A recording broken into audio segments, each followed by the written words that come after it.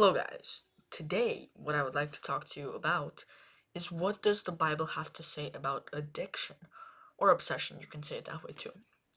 Now, all of us have been addicted to something one time in your life, whether it's a video game or some kind of delicious food or maybe a sport or a hobby or something like that, Like there's nothing shameful about it, like all of us have done it before.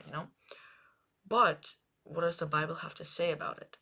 Now, anyone who is well versed in the Bible and anyone who has read the Bible, at least to some extent, knows that the Bible is against addiction of any kind. Um, and like, let's say you're addicted to playing some kind of video game or something like that. That doesn't necessarily mean that it's bad, but once you're addicted to it, like it controls you, then that's bad. Now, here are some key principles to take away.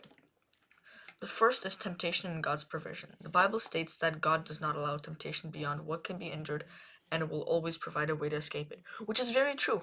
Like, all temptations have some kind of escape. Like, let's say you're addicted to alcohol or something like that, just as an example. There's always a way out. Sure, it can be hard or something like that, but there's always a way out.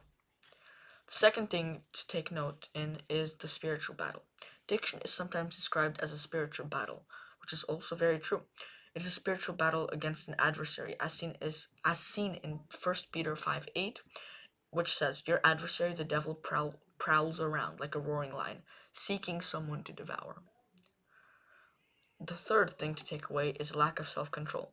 Now, I believe that lack of self-control is ultimately the main thing that leads to addictions that most of us, or maybe even all of us, struggle with. I mean, I don't know your personal life or anything like that, but just saying. So, yeah, Paul's writings in Romans 7:14 through 24 describe the internal struggle of wanting to do good, but being unable to, suggesting that the flesh itself is not a source of good, but that the battle for control is ongoing and the Holy Spirit can help.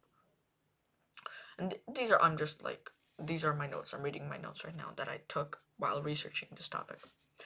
Next is freedom through faith. The Bible offers hope for freedom from addiction through faith in Jesus Christ. One can overcome obsession and addiction with God's help, which includes seeking Him and following His teachings. And of course, prayer is always the best answer. Just pray to God if you're struggling with anything. That's always just the best answer. Next, renewing the mind. Addiction can be seen as rooted in a person's belief system and a lack of renewal in the mind. Changing one's thinking through God's truth is presented as a key to overcoming addiction. The last thing is idolatry. As I sort of mentioned before, that doing things isn't bad, but if it starts to control you, like you can't live without it, then that's bad because it becomes an addiction or an obsession. And it can lead to idolatry. So some interpretations see addiction as a form of idolatry, where a person or behavior becomes an object of worship instead of God, leading to a deviation from a righteous path. Now, yeah, that's kind of summing it up from my notes. Thank you guys again so much for watching. I'm keeping my comments open.